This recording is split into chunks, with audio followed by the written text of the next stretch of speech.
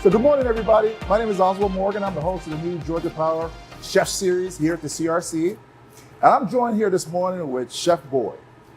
Chef Boyd is the chef of Secreto, Southern Kitchen and Bar. And you guys, I want to introduce you to him and get you to know him as well as I do. I've actually dined at his restaurant a million times with all my friends. My wife, my daughter loves your restaurant. Thank you. Welcome. Good morning. Good morning. How are you doing today? Good. So tell me, I know that this morning you're going to do your famous pork belly, right? It's my favorite dish on the menu. Okay. Well, why that cut of the pork? Well, first of all, it's a Heritage Farms pork belly, which it's a Berkshire pig. It's out of North Carolina. No antibiotics, no hormones in the pig itself. And it has a very good fat to meat ratio. So you're not eating just all fat on the pork belly. And it's not just all meat, which would be tough. The reason why you eat pork belly is it's very palatable. Anytime you eat fat, there's a certain way that the molecules in fat lock into your tongue. So it's a satiation. It's kind of like when you eat chocolate. You know, the first time you eat the chocolate bar, it's really, really good. And you go back the same time, and it's still good, but it's not quite the same. What happens with that is the chocolate is satiating your tongue, the molecules in your tongue, and they're locking in. So that's why the first thing they taught me at Johnson Wells, when I went to Johnson Wells, is fat's flavor. Don't be afraid to use it. Nice. I can't wait to dig in. Yeah. All right. So I know the new location is in Brookhaven, right? Yes, sir. How's the neighborhood? Has the neighborhood really embraced you guys? They have been over supportive. We've been doing really well with local support. I feel like we've hit a niche in the area that wasn't there before. A little more upscale dining, not fine dining, but a little more upscale. So you can go in and have good wines, crafted cocktails, and of course, awesome food. So nice. So let's get started, Chef. All right. All right. Well, what I'm doing right now is I'm just dicing out a couple of shallots. Nice. And I'm about to go have these in with the risotto. I like to use shallots a lot. You know, shallots are sweet as far as onions go. In the lily family, you have onions, garlic, leeks, red onions, you know, the different onions. Shallots being the second mildest, the mildest would be the leeks. And shallots, just so you know, a lot of restaurants will take them and put them in a food processor. But if you don't cut your shallots by hand, they're not as sweet, because whenever you do put them in the food processor, the more you process them like that, the more of the sulfur in the actual onion that you release, and so the texture's not as good, and it's just not overall sweet. What I'm gonna go ahead and do is, part of the garnish that's on the dish is a lightly battered fried shallot ring. I have a special seasoning that I use in the flour mix, and then I'll toss it with a little blackening spice when I'm done. Dip these in buttermilk for just a few minutes. Toss them in the flour, shake them off well, and drop them in the fryer till they're golden brown. Take them out. I'm going to toss them in a bowl with a little blackening spice, and we're going to put them in this container here with some towels, which will absorb the extra grease off of it. Even though fat's flavor, you know, we're not big into over greasy stuff, right? So I noticed you're using buttermilk. Is that buttermilk there? That is buttermilk. Oh, but this is low-fat buttermilk. It's low-fat not butter. the whole buttermilk. It's not like what your granny used to eat. I prefer the just the way you make it. That's a good answer. But so you're using buttermilk instead of whole milk or skim milk. Why is that? Well, it imparts a little better flavor. Okay. You know, skim milk would get a little crispier. Now this is skim buttermilk. So lovely. Oh, interesting. So it's not like whole fat buttermilk, which is totally different. So you're going to flour those? Yes, sir. You always want like nice clear rings. So when I put them in here, I try to put them where they're kind of broken apart. Now, what temperature you fry that at? 350. About 350 degrees? Golden brown. I have a rule of cooking. I like my food golden brown. And black is usually bitter if you're cooking something. You never want to burn garlic. That's a horrible flavor. Oh, yeah, that's terrible. And awesome. So you bread those up and then drop those in the fryer? Awesome. Like yeah. Awesome. Do you share time between both restaurants? Do you go between? Yes. I spent a couple of days in Alpharetta, a couple of days. How do you determine? How do you split your day? Like, how do you split your time? Well, depends upon the week and where I'm needed most. Okay. But I try to definitely make it up to Alpharetta, 2-3 times a week to make sure I stay in touch with my customers and also take over my kitchen. All right, so that's the Those are the shallots. So that shallots is actually later on you use those primarily as a garnish, right? Just on the dish. Yes, sir. Perfect. Yeah. One of the things that brought me to cooking growing up is, it's always the focal point of the household. That's right. That's where everybody would come together and talk. How was your day? That's right. Reconnect. That's right. Bring people together, huh? And that goes in any culture. That's right. Where you come from, and that's one of the beauties I love about cooking is the culture of cooking. Now I'm a Southern boy and a Southern chef, and you can't tell by my accent. Right. But I don't hear it myself. But I tell you one thing: food has a way of bringing people together. It does. Yeah. And I've had a love for cooking ever since I've been a little boy. I was raised by my grandmother, my mom. Oh, nice. My aunt. My mom and dad divorced when I was 4. So I've been back in the kitchen now for about 44 years. Okay. What was your grandma's specialty? What did she like to make? What did she not like to make? Oh.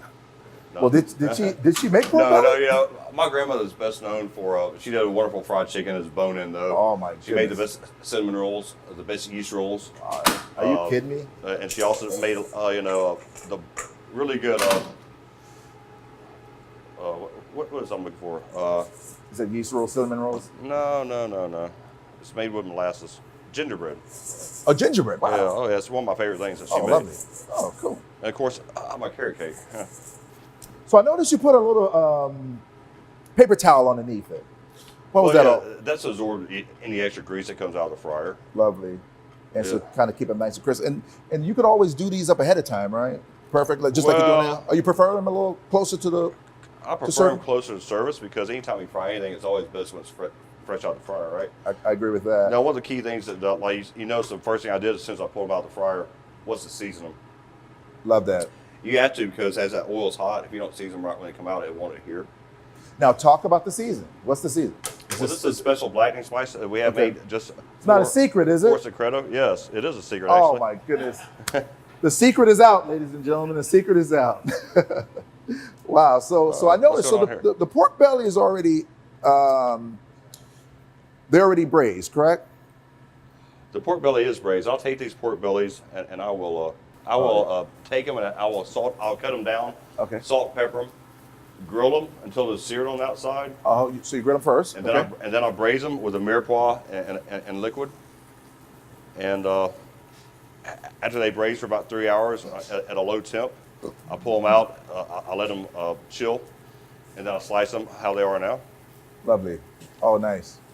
Yeah, and then the beautiful thing about once you chill them, you're able to slice them down a lot easier because they kind of form up back, with all that fat. Yes. That's awesome. That's awesome. I wish you guys could smell this right now, ladies and gentlemen. This is amazing. They're about to. It's not going to take long. Well, they're going to taste them. The thing about pork that I love so much, and I ate a lot of pork growing up. It's other white meat, right? Yeah. It's got a sweetness to it that a lot of other meats don't have. So what I'm looking for here is I'm looking to get a nice sear. And I'm going to keep an eye on this side, all right? And the whole point is just trying to render the fat out. That's all you're trying to do is kind of give it a little crispiness as I well. want to give it a little crispiness, and then what we're going to do is we're going to take it, and we're going to put it on this tray. Okay. And right before we serve it, we're going to make sure it's nice and hot on the inside nice. in the oven. It's real crucial with pork belly to make sure it's hot like that because it's got so much fat in it. The last thing you want to do is serve it cold. It's got to be cooked. It's got to be heated up all the way through. Yeah. So even though, because it's coming out at a cold temperature, so right now what you're doing is just basically kind of browning the outside and then later on heating them all the way through back in the oven? Yes. Perfect. A good blackening spice that would be good to use at the house or something like this would be like a Paul Prudhomme's Redfish Magic. It's one of my favorites. Lovely. I love the fact that you use a cast iron pan. Could you talk about that versus, I know you're doing both, but I'm just curious. Well, cast iron is what I grew up on. It gives an even sear as long as the heat's not too high. Okay. I had a little high here earlier in this induction, not Okay. quite being That hot? familiar with it, right? Okay. Yeah? But it's working good now. Oh, those are But crisping up pretty good. Yeah, but it's kind of hard to beat this nonstick right here. Oh, yeah. So now we have the pork belly seared. Uh-huh. We're going to, here in a minute, put in the heat up before we plate up. I want to get the risotto going. Awesome. So to get that rolling, I have a lemon, a garlic risotto that I make. It has a little lemon zest in it. Risotto is cooked a 4-to-1 ratio, 4 parts liquid and 1 part risotto. Nice. Right here, I'm just gonna put this in, break it down a little bit. I'm gonna add some chicken stock. So if you see, you know, like risotto takes about 20 minutes to cook in a restaurant. 20, I mean, 20, 20. 20 So 25. Dried mushrooms, yeah, if you came to a restaurant and some tried to organic eat mushrooms. risotto that's being cooked just for you at that moment, there'll be a pretty long ticket time. So we have to kind of get ahead of it a little bit. So that's No, what you- even in the restaurant, when we cook it, you still Yeah. you still have to cook it ahead of time. Correct, It's correct. Yeah, so you probably cook it about 80% through. Lovely. Yeah. So I noticed you added some dehydrated mushroom. Which one were those? Well, that has a little porcini in it. It's a wild mushroom mix I get in, Oh, so and so it has it adds a base note to the dish. and then you added some. Which ones were sautéed? Well, I have Those shiitakes. well, these are brown and white mushrooms, little small caps. Okay. Some creminis, and I also have a few matakis in here too. Oh, some matakis. Wow, that's awesome. Which would be hen of the woods. They call them hen of the woods because because they taste a little bit like chicken, Oh, that's beautiful. like everything. Yeah. Right? Yeah. Awesome. Because I only cook it about 75 to 85% all the way through the first time. We had to add the ingredients, the shallots, the mushrooms, with that chicken stock. First of all, to let the flavors combine, and then to cook the risotto all the way through. Still, I add a little bit of cream to finish it off. Not too much. You don't want it too creamy. And I'll add a little bit of Asiago cheese too, Oh, lovely. and maybe a touch of green onion just for color. That's awesome. A little bit of cream now. Yeah. And one thing I didn't add was a little more salt and a little more pepper. I salt and pepper everything. So what's your sauce? I have a dried cherry port wine pork juice. Oh my goodness. So I'll get a case of pork neck bones in. Okay. I'll roast them, make a stock out of it, reduce it 90% to where it's a glaze. The whole time while that's happening, I'll make sure I strain it really good or depulage it. And then I'll take that and I'll take some dried cherries that I will soak in port. After soaking the dried cherries in port a couple days, I'll take that juice, reduce it down with a little bit of shallots, thyme, black peppercorns, and bay leaf.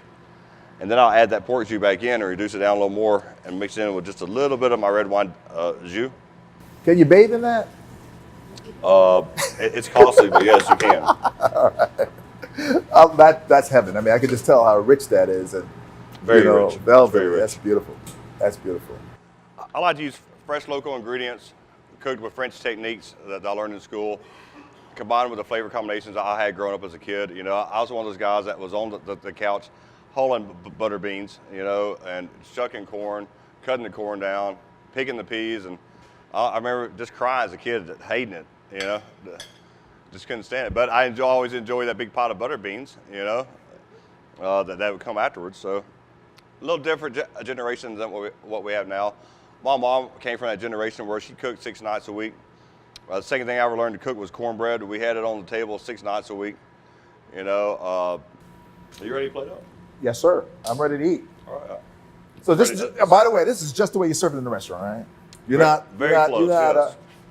nothing different if we come in. This is exactly how I used to have it. If you come in, it'll look just like this. All right.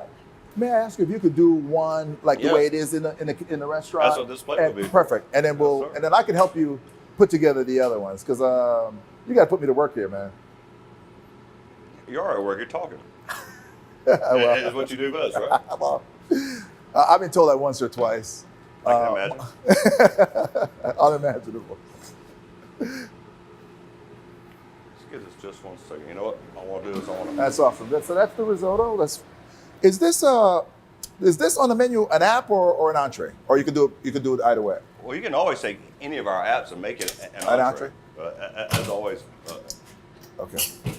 But on the menu, is this an appetizer? I get it. Thank you. On the menu, yes, this is an appetizer, Okay. Perfect. without a doubt. All right, so I'll also take this. We top it off with just a touch of tomato jam. And that's tell us what's in that tomato jam. I can't do that. It's ancient Chinese Oh secret, my right? goodness, But are you not gonna let all the secrets out today? Well, I told you, we're working on a cookbook, man. If I tell you all my recipes, then how am I going to have it in the cookbook? So you're gonna have a cookbook of secrets. That's not a bad title right there. I had to go with my partners first. I like that. So a little jam. Oh, lovely. I always like like one or two of those dried cherries. I've been soaking that port on that. Beautiful. This is a little red wine honey syrup, just an accent of color. Excellent. Oh, man. Just a dip of basil oil on top of the jam. And then we do a little tower of rings. Oh. Some texture, some crunch. And the last thing we do is a little bit of micros. Oh, my goodness. That's how it's served in the restaurant. Thank you, Chef. Thank you.